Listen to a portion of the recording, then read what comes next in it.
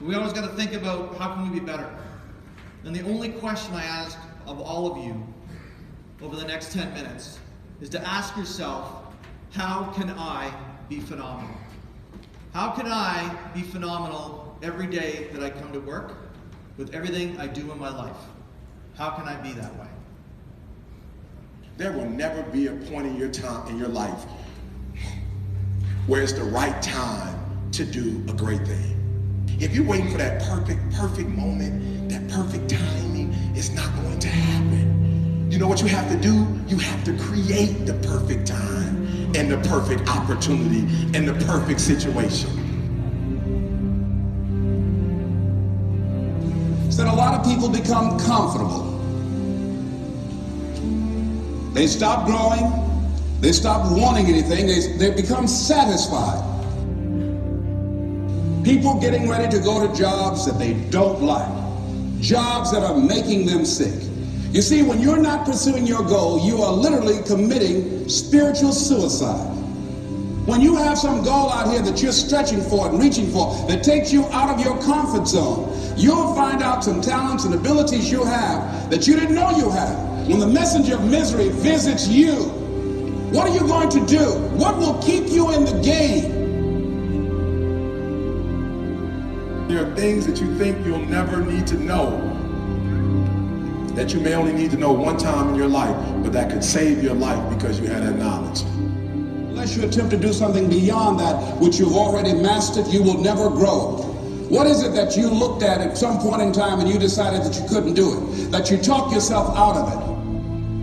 You're waiting on your next door neighbor to make it happen for you. It may not happen. If you're waiting on your mother or your father, they may be so ancient in their thinking that they don't understand this opportunity that you have. And if you're waiting on them, it may never get done. You don't beg average people to be phenomenal. You don't beg good people to be phenomenal. You just are phenomenal, and you will attract phenomenal. What reason can you remember that you can call on, that you can reach on, that can make you get back up? Find that reason. If you're not where you are, if you're not where you want to be, if you don't have what you want to have, if you're not where you think you should be at this particular place, it has nothing to do with the system, but it has everything to do with the fact that you're not making the sacrifice. I want you to make that dream become a reality, because if you don't, you will be working for somebody else to make their dreams become a reality. And how true is that? You know, when Dom asked me to come up and be motivational, I was thinking about how can I take something and bring it to a story about life. And then I started to think, okay, well, I'll talk about myself. Some stuff that Dom has never heard before until this week. She heard it on the PGC trips, but a little known story, age of 14, I was kicked out of the house. In my early teens, 17 years old, I joined the Canadian Armed Forces. I spent 2 years there. Didn't like it. I came back home. I wasn't sure what I was going to do. I didn't want to go to school. So I went to my dad and I said, Dad, you're a sales guy. Can you get me a sales job? He said, sure. Within 6 months of getting the sales job, I was fired. Pretty tough. So I went to my dad after this all happened. I said, Dad, I'm feeling bad. I'm ashamed. And he said to me, if you're coming here for sympathy, I'm not the guy who's going to give it to you. But I will tell you, there are some things that you can actually make yourself a lot better with. And there's 3 key elements. One is, always be courageous. Always. Never ever give away your value to anybody. Fall down 8 times, get up 9. I remember these words every single day. And this week, for us, was challenging just like that. But my story didn't end there, because at the age of 33, I became a vice president of sales for a $36 billion company. And I still, today, focus on being as phenomenal as I can every day that I come to work.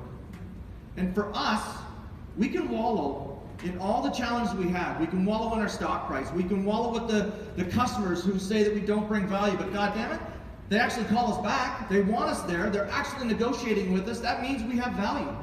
That means we shouldn't give it away. We need to stand up as a sales organization. We're asking you to change the way you go to market. We're asking you to change the way you sell because we believe it can change the trajectory of this organization. And for all of us, that's what we want. But I'm not asking you to be phenomenal for me. I'm asking you to be phenomenal for you. I'm asking you to take the responsibility to get out of your comfort zone, to do something different, and to stand up in front of your customers and demand the value that you deserve each and every day that you come to work for the products that you sell. Because if you can't demand the value, then don't sell the products. This is how we will be phenomenal. This is how each and every one of you will be phenomenal. And you're going to see people up on the stage today, and the reason they became phenomenal is because they're doing exactly what I'm telling you.